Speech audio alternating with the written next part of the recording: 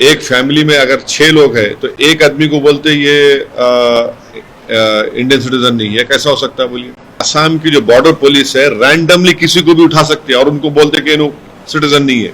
एक जगह पर इन 28 लोगों को जमा करना वहां पर और जमा करके एक तमाशा करना और उनकी चीख पुकार की आवाजें जो सबको फिक्रमंद और परेशान कर रही है। मोदी ये चाहते कि सितंबर में सेंसस होगा तो एनपीआर एनआरसी के साथ कराया जाए।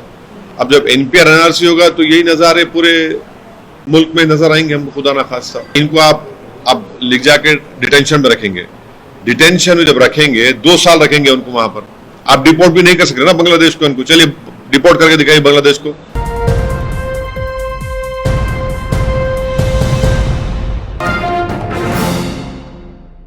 देखिए, ये जो कल जो हरकत हुई इसकी पूरी जिम्मेदारी आसाम बॉर्डर पुलिस के ऊपर आती है, क्योंकि आसाम बॉर्डर पुलिस बहुत ही बायस्ड और रैंडमली किसी को भी पिक कर लेके उनको डिक्लेयर करती कि ये फॉरेनर्स हैं और फिर फॉरेनर्स ट्राइब्यूनल में केस जाता। और फॉरेनर्स ट्राइब्यूनल का भी जो तरीका जो है वो बड़ा एक्सक्लूजनरी है, आर्बिट्ररी है। और तीसरी बात यह है कि सेक्शन 9 ऑफ जो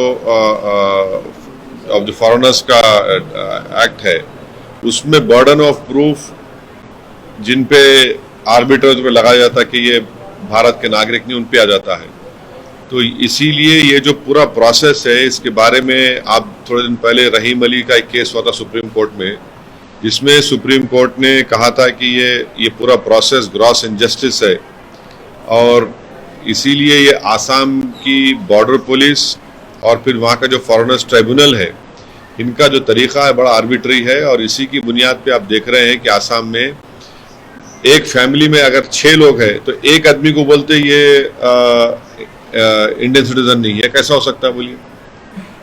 फैमिली में अगर पूरे होना एक को बोलते और फिर एक जगह पर इन 28 लोगों को जमा करना वहां पर और जमा करके एक तमाशा करना और उनकी चीख पुकार की आवाजें जो सबको फिक्रमंद और परेशान कर रही है। और आखिरी बात यह है कि government of India media report से मुताबिक सितंबर से सेंसस शुरू करेगा और सेंसस के साथ नरेंद्र मोदी एनपीआर एनआरसी करेंगे। जो स्टेट्स जैसा तेलंगाना है, यहाँ पर तेलंगाना की असेंबली में एक रेजोल्यूशन पास हुआ असेंबली में यूनानिमस के सेंसस होगा मगर एनपीआर एनआरसी नहीं होगा।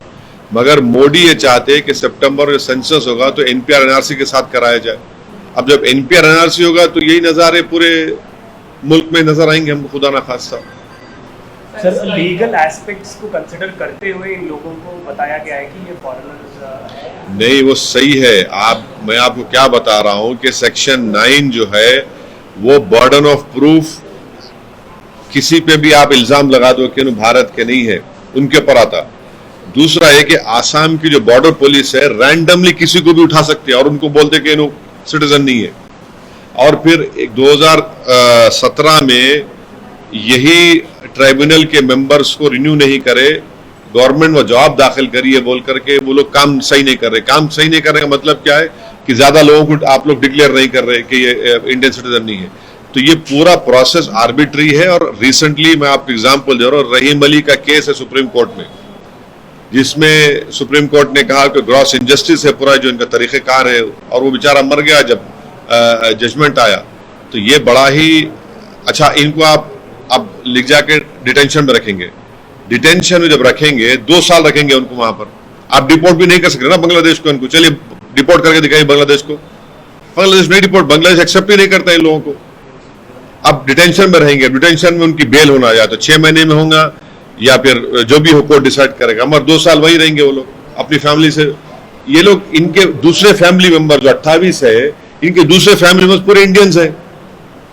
ये कैसा है बताइए आप।